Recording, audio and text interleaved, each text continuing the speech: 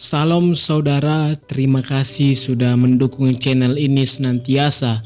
Saya berdoa supaya hanya Tuhanlah yang membalaskan kebaikan saudara. Kita tahu bahwa MKC akhir-akhir ini dia masuk dalam persidangan hukum dikarenakan dianggap menghina agama oleh agama seberang. Tapi ada yang menjanggal dalam kasus MKC. Bila kita bandingkan dengan kasus Yahya Walloni, secara hukumannya MKC lebih maksimal dibandingkan Yahya Walloni. Ada apa dengan MKC dan bagaimana kasusnya? Mari kita simak video ini lebih lanjut lagi.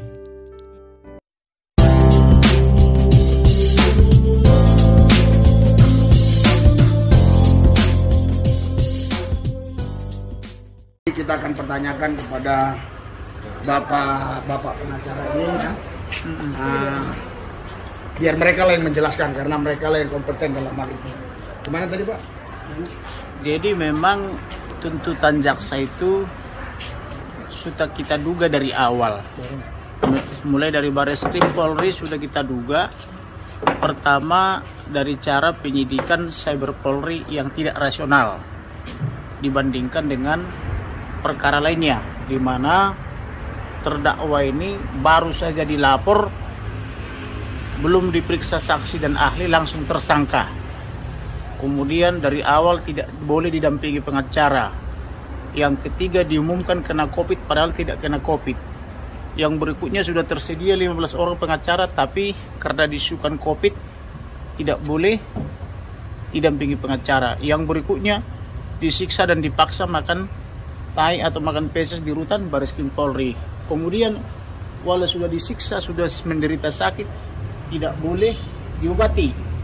Dari situ sudah terlihat betapa bencinya orang ini sehingga tidak rasional dalam menegakkan hukum. Kemudian diganti pasalnya. Pasal yang dilaporkan adalah 156 KUHP, junto 156A huruf A KUHP diganti menjadi pasal 14 ayat 1 dan 2 Undang-Undang Nomor 1 Tahun 46 tentang Peraturan Hukum Pidana. Itu diganti oleh JPU. Saya menangani perkara Yahya Walloni tidak diganti pasal. Apa yang dilaporkan itu juga pasal yang dipakai sampai selesai. Kemudian ketika sampai ke persidangan ini juga tindakan mereka itu dari awal sangat kelihatan betapa bencinya. Sehingga dalam melihat perkara ini mereka tidak bisa objektif. Contohlah misalnya hal yang sederhana. Hal-hal yang meringankan, kata jaksa Tanjung tadi, kepala jaksanya itu atau kepala yang JPU-nya itu, tidak ada hal yang meringankan. Ini sangat tidak adil. Makanya ada surah Al-Maidah 8 yang mengatakan jangan karena kebencianmu terhadap satu kaum jadi hilang keadilanmu, kan begitu, kurang lebih begitu substansinya, menjadi tidak berlaku adil. Ini kece ini belum pernah dipidana. Namanya orang belum pernah dipidana atau belum pernah dihukum, itu hal yang meringankan. Betul. Yang pertama. Yang kedua, dia ini korban pengusiran dari kampung halamannya 20 tahun lalu, tepatnya tahun 2002. Itu hal yang meringankan. Bagaimana dia terusir dari kampung halamannya karena membela omnya Pak Kiling karena imannya. Nah, yang berikutnya, terdakwa ini selalu bersifat sopan dan santun selama persidangan. Itu hal yang meringankan. Tidak bisa dipungkiri, kesopanan dalam persidangan itu hal yang meringankan. Yang berikutnya, sebagai adat ketimuran, tanpa melakukan kesalahan, biasa itu orang timur meminta maaf. Misalnya kita lewat dari satu gang rumah, misalnya melewati kerumunan, maaf ya saya lewat. Siapa namanya? Pak Kece juga dia karena merasa akibat sikap dan tindakannya orang tersinggung, dia juga sudah meminta maaf. Bahkan dimaafkan langsung oleh Ketua MUI, Pak Khalil Nafis, dimaafkan juga oleh Kiai Haji yang dari Bogor, Enjainuddin, kemudian demikian juga oleh Kiai Haji Otong.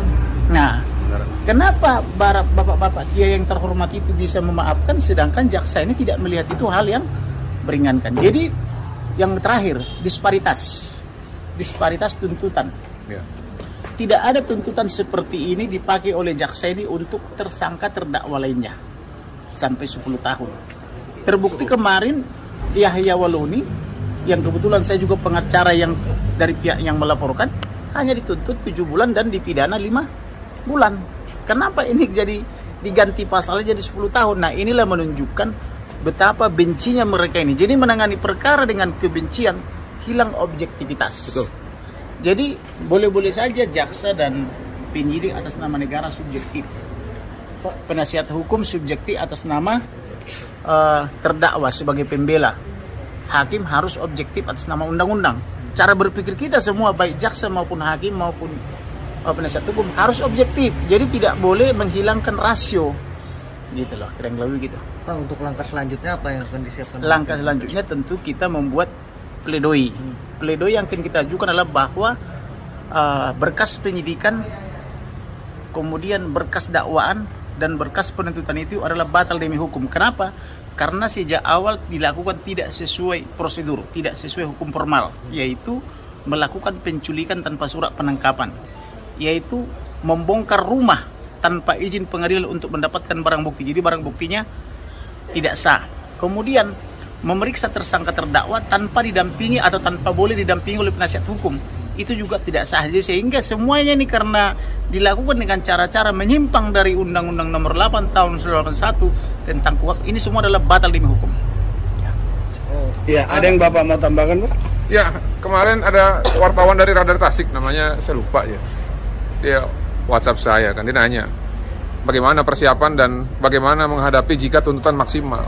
Saya bingung kenapa kok seakan-akan kayak kode alam gitu, kok kayak tahu dan hari terrealisasi kan. Saya tantang dia untuk jangan diedit perkataan saya. Saya bilang, saya tidak akan ataupun kami tidak akan melangkahi ya pekerjaan dari jaksa penuntut umum. Kita akan berharap bahwa jaksa penuntut umum melakukan pekerjaannya dengan baik dan profesional. Namun ada namunnya nih. Indonesia ini kan mengakui ya asas persamaan di mata hukum, ya, equality before the law, sesuai dengan amanat Undang-Undang Dasar pasal 27 ayat 1. Lalu dalam ilmu hukum sendiri ada yang namanya teori kepastian, keadilan, dan kemanfaatan hukum. Tadi seperti rekan saya bilang nih mengenai disparitas ya. Kalau lah, oke lah kita tidak lihat pasalnya lah. Tapi kita lihat dalam bentuk proses hukumnya ya, tuntutannya. Rekan-rekan dari jaksa penuntut umum ini hanya menuntut ya Walon itu 7 bulan dan divonis 5 bulan. Nah, bagaimana bisa sesama anak bangsa yang hanya berbeda KTP, kolom KTP di agamanya, berbeda status mualaf dan murtadin. Tapi yang satu dituntut maksimal, yang satu lagi dituntutnya sangat minimal. Hanya lebih dari 10% dari ancaman delik. Pasal 28 ayat 2, junto pasal 45 ayat 2, ujaran kebencian. Murtadin dan mualaf kan gitu. Nah, makanya saya di sini mempertanyakan, apakah kita masih menggunakan konstitusi yang sama di negara ini? Apakah konstitusi yang sama itu masih diberlakukan secara equality before the law gitu, pasal 21 kepada seluruh warga negara Indonesia terlepas dari apapun agamanya. Ya. Jadi yang Kristen, yang Islam sama tidak kita nih secara hukum diterapkan hukum itu gitu loh. Nah, ini yang kemarin jadi tantangan saya buat kalau nggak salah Kang Agung ya dari Radar Tasik untuk mempublikasikan kata-kata saya. Cuman saya cari-cari belum ada. Mudah-mudahan sih setelah saya posting ini akan dipublikasikan. Jadi semangatnya tetap kita membela adalah bukan dosanya dari klien ataupun terdakwa. Kita membela adalah hak hukumnya, ya. Namun kita menuntut keadilan persamaan di mata hukum di negara ini. Kalau enggak, ya nanti masyarakat sendiri yang menilai. Karena ini akan jadi presiden buruk, ya. Terlepas dari itu memang hak mereka, hak JPU untuk menuntut, tapi ini akan menjadi presiden buruk. Itu mungkin dari saya. Terima kasih. Ada yang ditambahin, Pak? Mungkin dari saya pribadi melihat tadi tuntutan dari majelis hakim tuntutan dari jaksa penuntut umum sangat disayangkan. Karena secara subjektif mereka karena kebencian, betul yang tadi rekan saya sampaikan. Namun perlu saya sampaikan juga, tadi waktu istirahat saya sempat berbincang juga dengan klien kami, Bapak KC. Beliau mengatakan apapun tuntutan yang akan dijatuhkan kepada saya terima dengan ikhlas dan lapang dada. Karena saya hanya membela keyakinan saya dan saya berharap toleransi di negara ini dan juga penerapan hukum yang seadil-adilnya ataupun equality before the law itu betul diterapkan, tidak hanya untuk diucapkan. Itu dari beliau. Jadi apapun nanti vonisnya dari majelis hakim, kami tidak ingin mendahului apa yang akan menjadi vonis majelis hakim. Dari mulai tuntutan hari ini beliau sudah mengatakan ikhlas dan beliau juga menyampaikan permohonan maaf sekali lagi yang sebesar-besarnya. Apabila ada saudara-saudara yang dari Muslim merasa tersinggung atas pembelaan keyakinan dari Bapak Muhammad Kc, itu adalah reaksi yang dia sampaikan berulang-ulang di YouTube-nya, karena banyak sekali di luaran yang selalu menyinggung-nyinggung juga keyakinannya. Dan tadi juga sampaikan oleh rekan saya Bang Kamarudin bahwa beliau juga tahun 2022 itu diusir. Dan beliau tadi juga sampaikan bahwa saksi-saksi juga ketika proses pembentukan KTP misalnya kayak nama Usman menjadi Sunet, nah itu juga kita pertanyakan. Nah, ini tadi kan sempat dipermasalahkan banyak terkait KTP tersebut. Menurut klien kami bahwa saya melakukan atau mengganti nama di KTP itu sesuai prosedur apa yang form disediakan oleh pemerintah. Kalau memang ini akan dijadikan tolak ukur ke depan, beliau setuju dan itu sangat baik. Ini tuh betul-betul harus dibenahi dari bawah. Jangan cuma hanya kata-kata ketika ada masalah. Cuma itu. Terima kasih. Ada yang mau ditambahin? Si Desi. Ya. Singkat, padat, mantap gitu. Tuntutan dari jaksa cukup mencengangkan ya. Tidak diberikan keringanan sedikit pun gitu. Padahal saat itu, saat persidangan, Pak MKC itu bersikap sangat sopan dan juga meminta maaf dalam persidangan tersebut 2 kali minta maaf, tapi tidak diberikan. Ya sudah dimaafkan. Ada juga waktu itu ketua MUI ya dari pusat, ketua MUI pusat, dan dimaafkan. Tapi ya seperti ini, jaksa tidak memberikan keringanan sedikit pun gitu. Dan tuntutan jaksa tadi 10 tahun penjara. Ya semoga kita berdoa deh, semoga nanti majelis hakim yang mulia bisa bersikap netral dan memberikan putusan yang terbaik untuk Pak MKC. Karena apa? Jangan diedit ya. Video yang dibuat Pak MKC itu salah satunya ya, itu kan memberikan jawaban dari videonya Pak Ustadz Abdul Somad yang mengenai di salib itu ada jin gitu kan. Makanya Pak MKC itu, Pak Kosman itu membuat video balasan Nabi Muhammad dikelilingi oleh jin. Jadi dan juga Pak Kosman ini juga hanya membaca hadis gitu. Dan karena membaca hadis saja disebut oleh jaksa penuntut umum itu penistaan. Padahal hanya membaca hadis gitu, seperti ciri-ciri Muhammad, seperti itulah salah satunya. Oke, sekian dan terima kasih. Oke, terima kasih. Pak Kamarudin, itu kan saya mengikuti terus dalam persidangan. Nah, tapi kenapa ini lebih mengacu kepada itu Undang-Undang Nomor 14 ya? Karena memang udah mereka rancang. Bukan yang 56 itu. Karena memang mereka udah rancang, makanya berdasarkan P19 sebelum kami jadi pengacaranya, ini sudah ditukar pasalnya atau dengan cara ditambahkan pasalnya. Kan pelaporannya kan waktu itu kan pada tanggal 21 Agustus 2021 itu dilaporkannya 156 KUH pidana sama 156A huruf A KUH pidana junto pasal 28 junto pasal 45 Undang-Undang ITE. Tapi ketika kami masuk, rupanya sudah ada pergantian pasal atau penambahan pasal berdasarkan petunjuk P19. Padahal petunjuk P19 itu harusnya adalah petunjuk untuk pasal yang sudah ditersangkakan supaya dibuat cermat, jelas dan lengkap, bukan mengganti pasal. Nah, begitu kami masuk jadi pengacaranya, ini sudah dirancang ini pasal 14 ayat 1 dan 2 karena jaksa bersama polisi mengganti pasalnya. Jadi bukan pasal yang dilaporkan. Nah, dari situ kita sudah menganalisa dan termasuk juga begitu kejamnya mereka menganiaya, memukuli, bahkan menolak dokter daripada MKC. Ini luar biasa jahatnya penegakan hukum ini. Kalau begini jadinya kita tidak sejahtera kalau begini. Ini yang saya sebut kemarin-kemarin itu, kalau begini keadaannya, maka Indonesia ini sulit dipertahankan keutuhannya kalau penegak hukum tidak adil, karena terjadi disparitas yang sangat tinggi. Tentu hal-hal semacam ini akan melukai perasaan oleh masyarakat Papua, masyarakat Manado, NTT, dan sebagainya itu. Kenapa kok hukum tidak adil terhadap seorang mualaf dan seorang murtadin? Di mana seorang mualaf, kebetulan saya pengacara yang mengkoordinir pelapornya, dituntut sangat ringan, jaksanya sangat lembek, padahal di sana disebut Roh Kudus menjadi Roh Kudus. Sedangkan di sini karena status murtadin pasalnya sampai diganti dengan pasal yang maksimum. Ada nggak kewenangan jaksa mengganti pasal dari pasal 156 huruf A menjadi pasal 14? Ini kita pertanyakan. Maksa dari dulu saya bilang jaksa agung harus mengeksaminasi orang ini, mengeksaminasi jaksa-jaksa ini. Hal yang saya bilang tadi, yang paling kasat mata, hal yang meringankan aja sampai hilang. Hal-hal yang meringankan, yaitu berperilaku sopan, sudah meminta maaf, kemudian belum pernah dihukum atau dipidana. Itu kan hal yang meringankan. Tapi mereka sampai tidak mampu melihat itu, saking bencinya dengan terdakwa ini. Pasal 156A itu dengan junto-juntunya sama pasal nomor 14 tadi memang lebih tinggi 14 itu ya. Lebih tinggi kan, ancamannya 10 tahun. Kalau yang 56 tapi kalau itu, 156 itu kan ancamannya kan itu 6 tahun. Ancaman maksimumnya gitu loh. Itulah yang dipakai kepada Yahya Waluni. Nah, kemudian banyak orang lain yang menista agama Kristen dan Katolik tidak pernah diproses oleh Bareskrim, sudah surati Bareskrim. Misalnya Abdul Somad yang menyatakan disalib pada jin kafir, sedangkan MKC ini cuma merespon atau menjawab apa tuduhan Abdul Somad yang menyatakan disalib pada jin kafir. Abdul Somad tidak diapa-apain.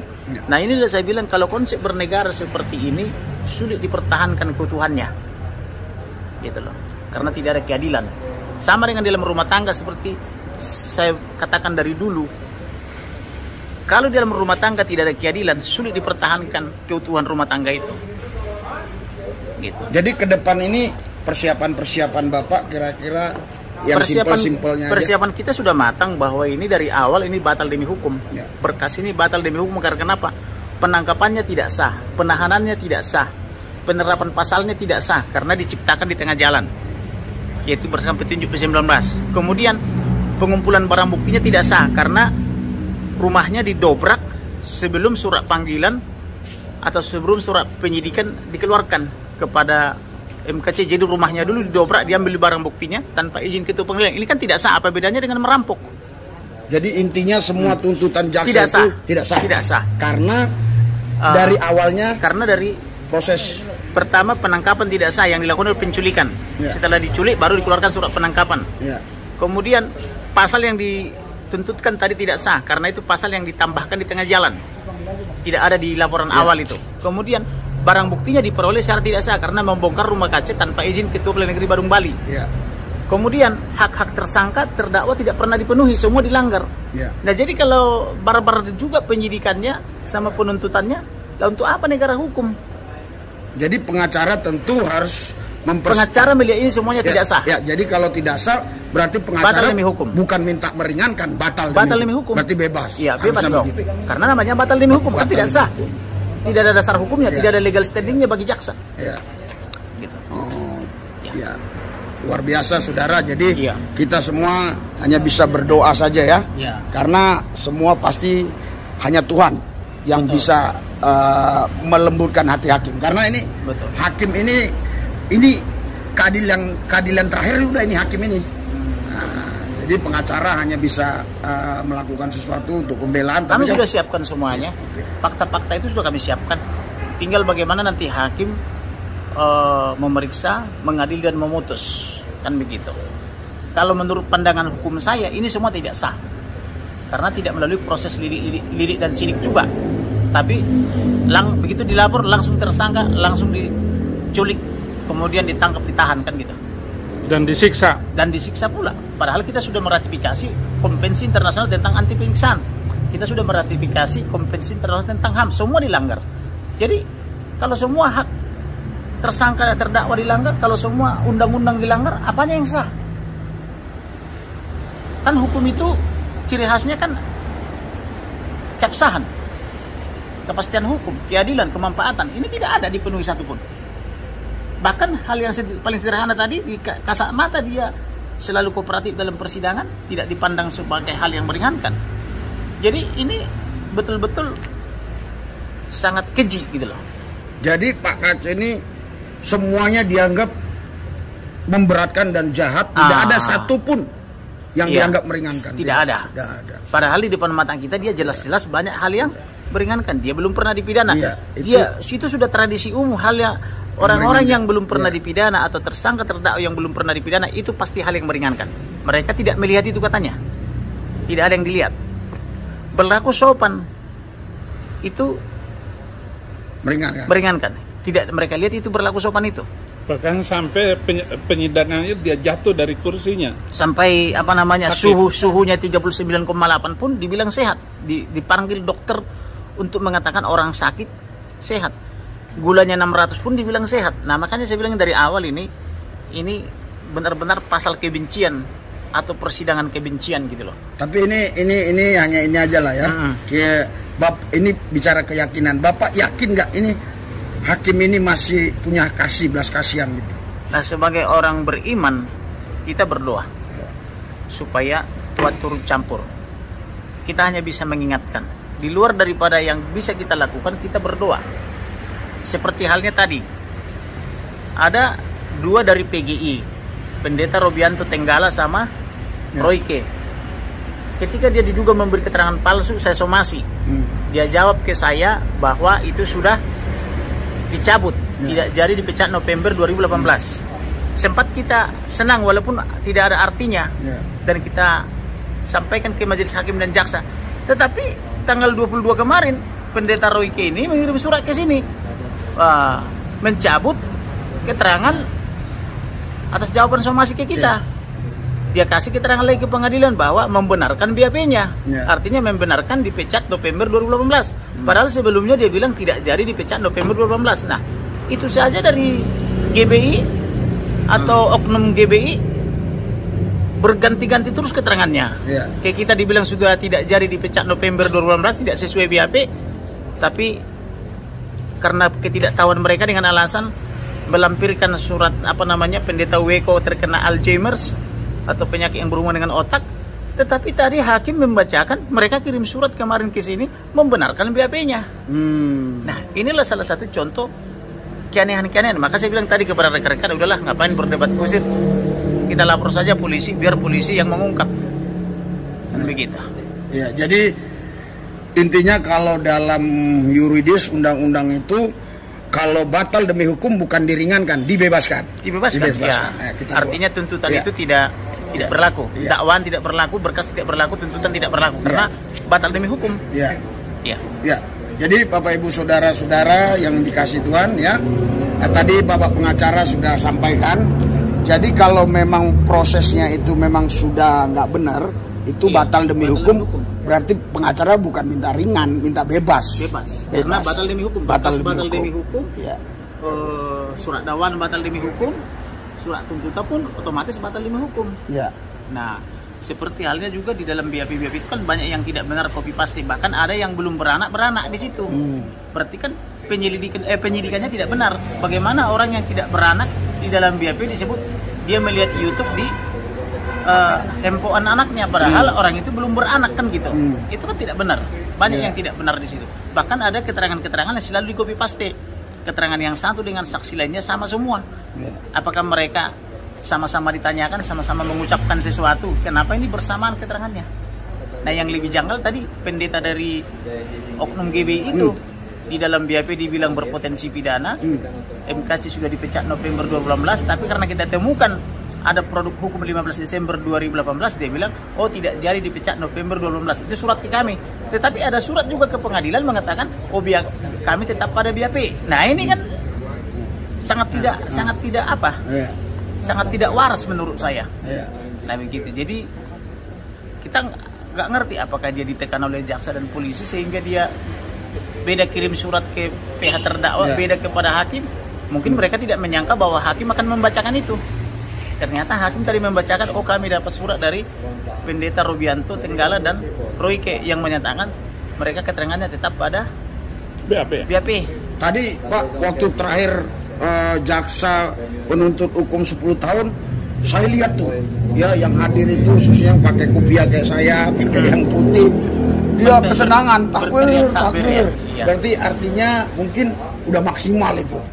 Ya tuntutan memang itu maksimal ya begitu ancamannya. Ancaman pasal 14 ya. Tapi jangan lupa tadi pasal 14 itu tidak pernah dilaporkan. Itu diciptakan jaksa bersama penyidik di tengah jalan. Tidak pernah dilaporkan oleh pelapor itu. Gitu. Ya, jadi saudara Bapak Ibu sekalian, benteng terakhir kita ya hanya di sini ya. Nanti terakhir ya hakim. Tapi tetap kita doakan pengacara ini supaya tetap punya hikmat dari Tuhan ya untuk bagaimana, dan kita doakan juga itu hakim supaya lembut hatinya. Jadi jangan ada karena unsur kesal, geram, yang lain-lain ya. Tapi betul-betul dia memutuskan itu dengan objektif. Ya kalau mau adil sebetulnya jaksa ini jangan yang beragama Islam, yang beragama Hindu atau Buddha, atau digabung-gabung lah, atau hakim atau beragama apalah misalnya Konghucu. Hakimnya juga jangan beragama Muslim, supaya terhindar dari konflik of interest. Karena orang kalau udah konflik of interest, sulit dia objektif, sulit adil, sulit dia memberikan rasa, karena dia juga merasa tersakiti karena dia merasa korban. Nah, bagaimana orang yang merasa korban jadi jaksa penuntut umum, orang yang merasa korban jadi majelis hakim, kan begitu. Makanya untuk keadilan salah satu itu prinsipnya itu adalah tidak boleh konflik of interest gitu. Iya. Oke. Jadi saudara, ini sudah jam 19 WIB ya, jam 19 ya Pak. Ya. Jadi tadi selesai sidang itu jam 18.30. Ya, kita sudah dibaca dari jam 9 pagi. Jadi surat tuntutannya itu 1000 halaman lebih. 1000 halaman lebih. Surat dakwaannya itu 385 halaman, surat tuntutannya jauh lebih tebal lagi gitu loh. Diulas lagi semuanya itu. Biasanya baca surat tuntutan itu sebentar saja ya. 10 menit sampai 30 menit, bahkan ada yang cuma 5 menit. Itu kan cuman pasal yang dituntut dianalisa berdasarkan fakta-fakta persidangan, kemudian disimpulkan biasanya gitu. Ini diulas lagi nih semuanya. Begitu. Iya. Jangan capek. Iya, begitu. Jadi surat tuntutannya tadi tuh beberapa hari yang lalu saya sudah dapat bocoran. Oh, ini surat tuntutannya kurang lebih 1000 halaman loh. Kok banyak kali saya bilang. Maka saya umumkan di grup kami, surat tuntutannya kurang lebih 1000 halaman. Sebenarnya saya sudah dapat bocoran kemarin-kemarin gitu ya, bahwa itu kurang lebih 1000 halaman. Jadi ini kita mengandai-andai aja Pak, kita orang yang awam ini. Bisa nggak jaksa itu terus besok menyesal dan tuntutan kami kurangi, bisa nggak? Bisa saja pada saat ini kan rekusitor atau tuntutan. Pada saat ada rekusitor atau pada saat kalau istilah perdata itu pada saat replik. Oh, masih bisa. Bisa sebetulnya. Gitu. Ya kalau bisa kita doakan, kalau nggak bisa lagi ya gitu. Nah, kalau hakim kan memang dia yang punya hak ini. Ya kan? Maksudnya memutuskannya otoritas kan. Untuk mengadili, memeriksa dan memutus. Itu tadi saudara yang terkasih di dalam Tuhan, penjelasan dari kuasa hukum dari MKC. Kita tahu bahwa kadang hukum di dalam negara kita ini tidaklah adil. Namun jangan patah semangat dan terus beritakan Injil. Sebelum kita menutup pada video ini, mari kita berdoa dulu untuk MKC dan setiap orang yang bersangkutan di kuasa hukum MKC. Mari kita berdoa. Tuhan Bapa yang baik di dalam kerajaan surga, kami serentak berdoa Tuhan untuk mendatangkan kerajaan-Mu pada kasus persidangan Muhammad KC Tuhan. Kami percaya Tuhan, kalau Engkau membukakan pintu, tidak ada satupun yang bisa menutupnya Tuhan. Mari Engkau jamah Pak KC, setiap orang yang mendukungnya Tuhan, dan dalam kasus persidangannya biar nama-Mu semakin dimuliakan. Beri kesabaran, hikmat, pengetahuan yang berasal dari Engkau sajalah untuk Pak KC Tuhan. Terima kasih Tuhan Yesus. Kami Tuhan, orang segenap yang menonton video ini Tuhan, serentak berdoa Tuhan, bahkan seluruh orang Kristen Tuhan di Indonesia berdoa Tuhan, supaya Tuhan Muhammad KC Tuhan, Engkau beri kekuatan, Engkau beri dia pengetahuan, jamah hatinya Tuhan, beri dia kekuatan Tuhan. Terima kasih Tuhan, dalam nama Yesus, amin.